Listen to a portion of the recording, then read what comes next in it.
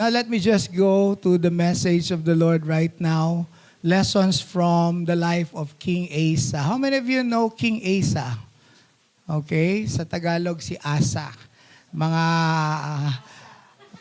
aralin, no? O mga matutunan natin kay Haring Asa. Ibig sabihin, huwag kang mawala ng pag-asa.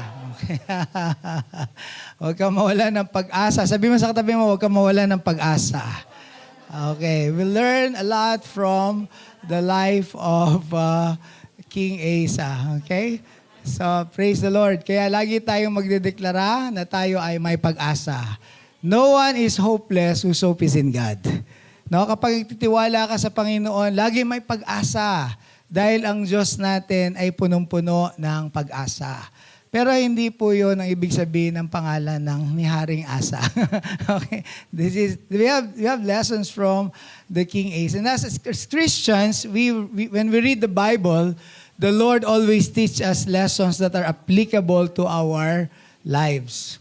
Now, when we read the life of King Asa, we can see a very important lesson. Sino sa inyo, pag nagbabasa ng Biblia, maraming aralin ng Diyos, maraming tinuturo sa buhay natin.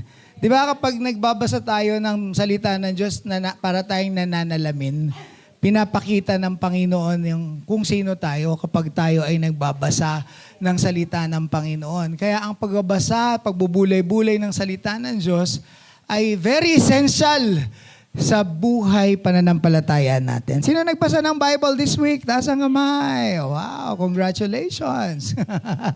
So araw-araw yan, no? Araw-araw. So, meron ako nakitang isang propeta na lumapit kay King Asa. Ito po ay si Azariah. Makita niya sa 2 Chronicles chapter 15 verse 1. The Spirit of God came upon Azariah because he's a prophet. He's the son of Oded. Okay? Azariah means Iya helps, no? Azar means help. Yung palang Azar sa Hebrew, ibig sabihin help. Yung palang Azar sa Hebrew means help. Okay? Azariah. Meaning, yung Ya means Yahweh or God. Ibig sabihin ng pangalan ni Azariah, God helps. Or Yah helps. Tumutulong ang Diyos. Sino sa inyo tinulungan ng Panginoon? Hallelujah. Tunay ang Diyos ay tumutulong sa bawat isa na tumatawag sa Kanya. So God promised to help King Asa, and God really did help King Asa. Talagang tinulungan ng Diyos si King Asa, no? So, kapag ang Diyos ay nagpadala sa atin ng mga lingkod niya, men and women whom God uses, no, to deliver His message, lagi niyang merong message of hope and deliverance. Sino sa inyo mga nakatanggap na ng mga may pinag-pray ka, no, may pinadala ang Diyos na lingkod sa iyo, tapos nagkaroon ka ng pag-asa at nagkaroon ka ng kalayaan. Amen po ba? Kasi ang Diyos natin ay Diyos na nagpapalaya at Diyos nagbibigay ng pag-asa. At gumagamit siya ng kanyang mga lingkod para i-deliver ang kanyang mga mensahe. So we must be sensitive when God sends this kind of people in our lives. Amen po ba? Yung mga pinapadala ng Panginoon na kanyang mga anak para tayo palakasin at bigyan tayo ng pag-asa. Now, the message of the Lord to King Asa through Azariah is this. Okay, mabasa natin sa 2 Chronicles chapter 15, beginning verse 2. And he went out to meet King Asa as he was returning from the battle. Listen to me, Asa, he shouted. Listen, all you people of Judah and Benjamin. The Lord will stay with you as long as you stay with Him. Take note of that. All right. Whenever you seek Him, you will find Him. Amen. Say amen. But if you abandon Him, He'll abandon you. So, tatlong bagay yung binitawan ni Azariah, no? Kay King Asa. Sabi niya, the Lord will stay with you as long as you stay with Him. Glory to God. Number 2, whenever you seek Him, you will find Him. But number 3, but if you abandon Him, He will abandon you. So, makikita natin dito yung kabuuan, no? At tingnan natin talaga yung mensahe, yung lesson ng Panginoon para sa bawat isa sa atin. I pray mangusap ang Diyos sa bawat isa sa atin sa pamamagitan ng istorya na ito. So sabi sa 2 Chronicles chapter 15 verse 7, but as for you, be strong and courageous, for your work will be rewarded. Okay? Kasi before this event, no, si Asa at yung Kingdom of Judah ay nagkaroon ng malaking labanan. Okay? Dahil may malaking labanan, mas malakas yung kalaban nila sa kanila, etong si King Asa ay tumawag sa Diyos. At ang Diyos mismo, yung sumugpo, ang Diyos mismo ang tumalo sa kanilang mga kalaban. Kaya ang sabi ni Azariah kay Asa, para sa'yo, maging malakas ka at maging matapang ka, for your work will be rewarded.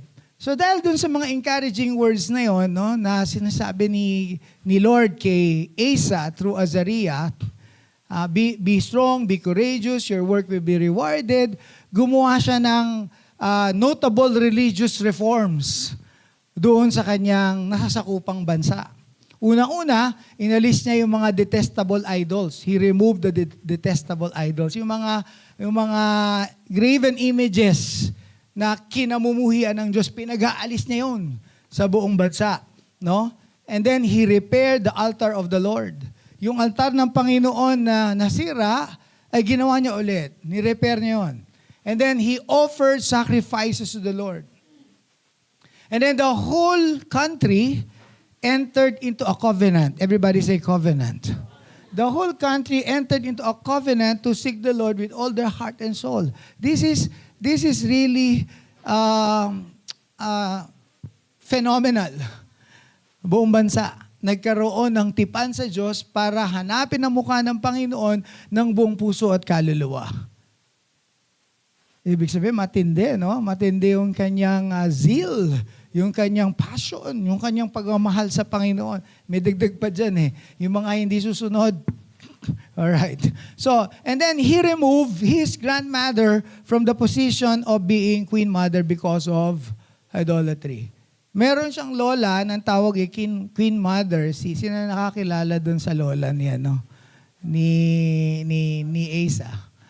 Maaka. Okay? Pangalan ay Maaka.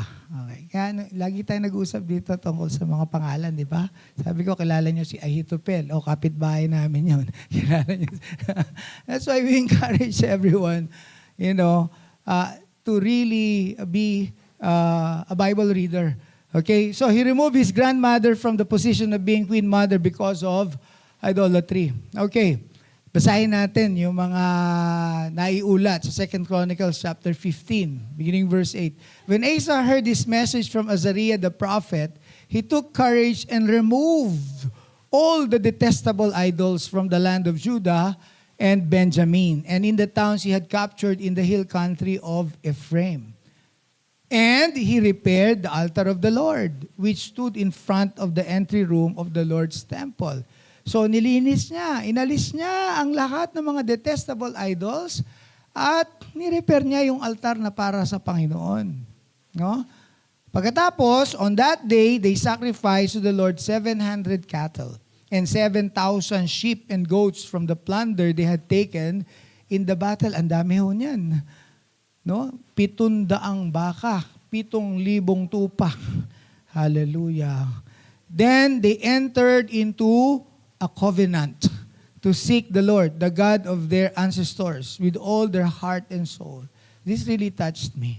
The whole nation sacrificed to the Lord, bring offering to the Lord, and they entered into a covenant with God. Na nalugod ang Panginoon. All in Judah were happy about this covenant, for they had entered into it with all their heart. Buong bansa ng Huda, masayang-masaya sila. Kasi nakipagtipan sila sa Diyos ng buong puso.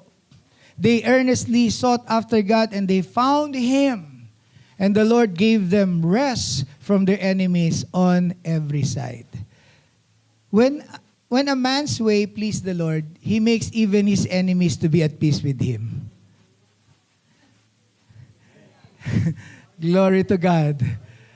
So, ang focus nila sa Panginoon. Dahil ang focus nila sa Panginoon, dahil meron silang tipan, pangako o covenant sa Panginoon, ang Diyos ang nagbigay ng kapahingahan sa kanila. Laban sa kanilang mga kalaban sa paligid nila. No? Now, lesson is this. When you seek the Lord, you will find Him. Sabi mo sa katabi mo, pag hinanap mo ang Panginoon, matatagpuan mo siya. When you seek the Lord, you will find Him. Jeremiah 29 verse 13. You will seek me and you will find me if you will search for me with all your heart. Hahanapin niyo ako, matatagpuan niyo ako kung ang pagsaliksik niyo sa akin, paghanap niyo sa akin ay buong puso. Buong puso. So, did they find the Lord when they sought the Lord? Yes. No? And then the Lord will give you rest from your enemies on every side. Parang yung kinakanta natin kanina, I want to be where the schemes of darkness cannot touch me. Amen po ba? In the presence of God, we are well protected. That's the desire of our heart, to always be in the presence of God.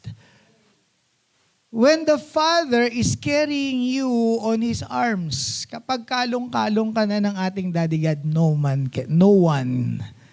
evil can touch you, no evil can reach you. Just like in the book of Job chapter 28, God can bring you to the path, where the falcon's eye cannot see you, where the devil cannot touch you. Job 28 verse 7. Kaya, mga minamahal na kapatid, makita natin dito, tama yung ginawa nila. Tama yung pakikipagtipan nila sa Panginoon. Tama yung paghanap nila sa mukha ng Panginoon dahil ang Diyos, kapag first and foremost, at siya ang all in all sa buhay natin. Glory to God. Hallelujah. He will contend with those who contend with you. He will fight those who fight you. And even He will save your children. Glory to God. Hallelujah.